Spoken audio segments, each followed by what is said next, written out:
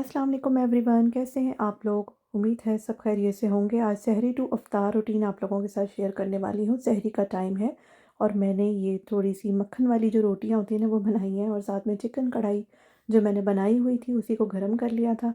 तो आज मैं और मेरे हस्बैंड जो है वो सहरी कर रहे हैं इस टाइम पे। हम कोई साथ में ना चाय लस्सी वगैरह नहीं लेते। पहले मैं लस्सी वगैरह बनाती थी, लेकिन इस साल मैंने जस्ट एक दफ़ा ही बनाई थी क्योंकि इसकी ज़रूरत ही नहीं पड़ती। इतना सा खा के पानी-शानी पी के ही हमारा हो जाता है और चाय पीने का फ़ायदा नहीं है क्योंकि फिर नींद नहीं आती। तो बस जी अब जो ये रात को मेरी ये लाइटिंग्स ऑन होती हैं तो मैं इनको बंद कर रही हूँ। सहरी के टाइम पे मैं इनको बंद कर देती हूँ क्योंकि उसके बाद फिर फ़जर के बाद हम लोग सो जाते हैं और अभी आजकल तो स्प्रिंग ब्रेक है तो आराम से ही उठना होता है और वैसे भी फिर सहरी के बाद इनकी ज़रूरत नहीं होती। तो लाइटिंग्स का थोड़ा-सा फ़ायदा ये होता है कि थोड़ी-सी ना आपकी ज़िंदगी में हलचल सी रहती है, रमज़ान की फ़ीलिंग आ रही होती है। सुबह हुई तो मैं अपने बिन्स जो थे वो अंदर रख रही थी क्योंकि हमारे कूड़े वाले ने आना था। तो यहाँ देखा मैंने इतना प्यारा ये माशाल्लाह से हमारा फ्रंट पे जो ट्री है ना, वो इतने प्यारे फूल आ गए हैं एकदम। क्योंकि अभी 2-3 दिन पहले जब तक मैं बाहर निकल रही थी तो मैं ये सब चीज़ें नहीं देखी। लेकिन 1 से 2 दिनों में इतने खूबसूरत ये फूल आ गए हैं।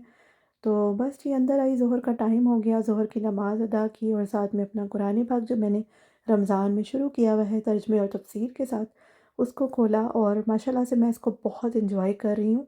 और ये मेरी अम्मी ने ही मुझे दिया था, तो उस टाइम मैं नहीं इसको रीड कर पा रही थी और मुझे लग रहा था कि मैं कैसे पढ़ूँगी, लेकिन वाक़ई मैंने जब इसको आज स्टार्ट किया है रमज़ान में, तो मुझे बहुत मज़ा आ रहा है और मैं तफ़सील से इसको पढ़ रही हूँ तो बहुत अच्छा लगता है। तो इंशाल्लाह मैं इसको कंटिन्यू रखूँगी।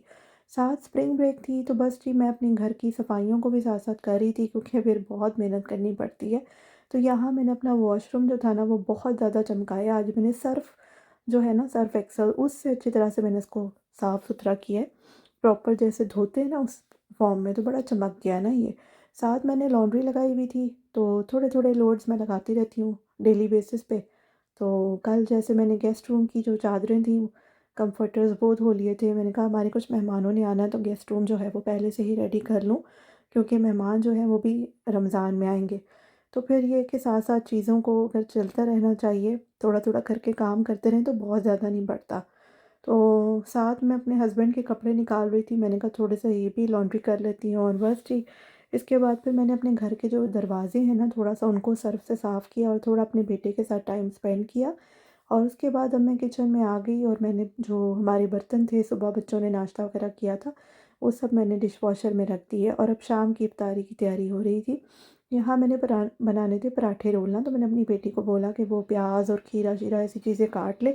तो साथ मैंने ये चिकन जो था वो निकाल दिया, जो मैंने फ्रीज़ कर दिया था स्टीम करके, इसको एयर फ्राई करूँगी।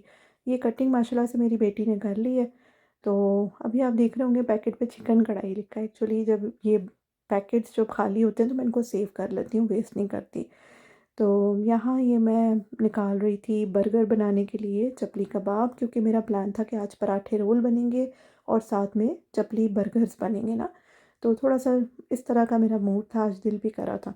तो बस जी इनको एयर फ्राई में मैंने रखा, सबसे पहले चपली कबाब को, और 5-7 मिनट में ये बड़े ज़बरदस्त किस्म की एयर फ्राई हो गई। कोई मैंने इसमें ऑयल वगैरह यूज़ नहीं किया। एयर फ्राई का स्पेशली ये इंस्टेंट वॉर्टेक्स का मुझे बहुत ज़्यादा फ़ायदा होता है। इसमें बेकिंग भी हो जाती है, ब्रॉयल भी हो जाता है और एयर फ्राई भी हो जाता है। अब जो हमारे बाकी के कबाब थे उनको मैंने फ्रीज़र में वापस रख दिया।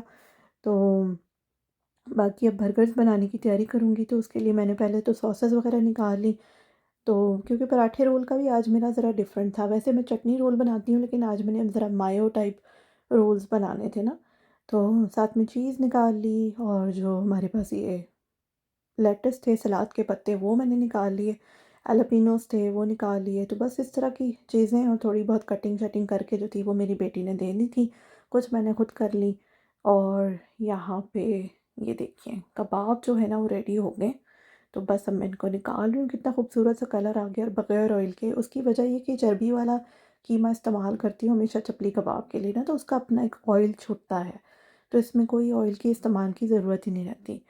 तो साथ अब ये चिकन मैं रख दूँगी इसमें, तो हल्का सा मैं इसको एयर फ्राई कर लूँगी। स्टीम हुआ है, पका हुआ है, कोई कच्चा नहीं है ये, जस्ट इसको थोड़ा-सा ना मैंने एयर फ्राई करना होता है क्योंकि फ्राइड जो चीज़ें होती हैं उनका अपना एक टेस्ट होता है ना। साथ मैंने ये सब्जियाँ काट ली कोल्स्लॉ के लिए जो बर्गर में फ़िल करूँगी, तो उसके लिए मैंने बंद गोभी और गाजरों को काटा था।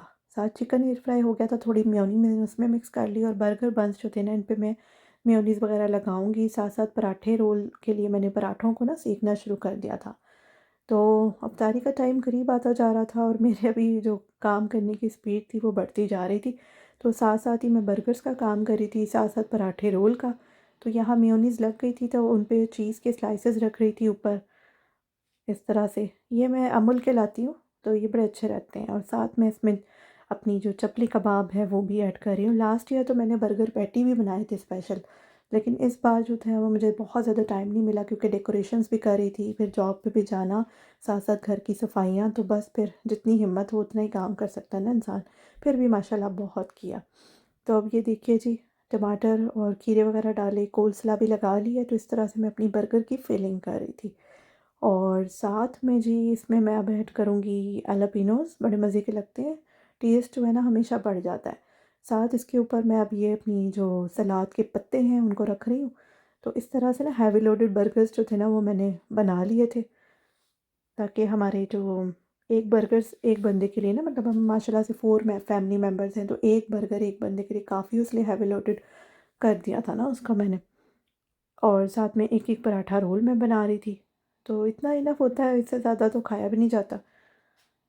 और ये बात है कि जब आप रमज़ान में रोज़े रखते हैं ना तो आपका जो स्टमक है वो यूज़ टू हो जाता है। वैसे मैं नोट करती थी कि ज़रा ज़रा सी बात पे हम लोगों को भूख लगती थी, लेकिन रोज़ों का यही फ़ायदा है कि फिर इसमें ना आपकी भूख कंट्रोल में हो जाती है। बस अब मैंने खजूरें वगैरह निकाली और पराठे जो हैं वो हमारे तकरीबन सारे रेडी हो गए। तो अब मैं इनकी फिलिंग स्टार्ट करूँगी।